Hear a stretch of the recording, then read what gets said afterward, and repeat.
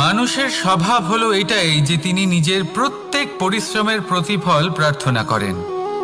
বেশিরভাগ সময় এই ফলাফলের চিন্তা করতে করতে, কল্পনা করতে করতে উনি কর্ম করতে থাকেন যে আমি এই কাজটা করলে এই ফল পাবো।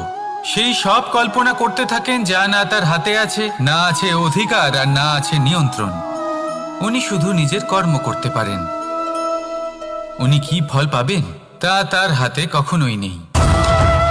তাই আপনিও শুধুমাত্র কর্ম করতে থাকুন, ফলের চিন্তা করবেন না। মনে রাখবেন, শিকড় এবং শাখা যেভাবে একে অপরের সাথে জড়িয়ে, সেইভাবেই একে অপরের সাথে জড়িয়ে কর্ম এবং ফল। যেরকম কর্ম আপনি করবেন সেরকম ফল আপনি অবশ্যই পাবেন।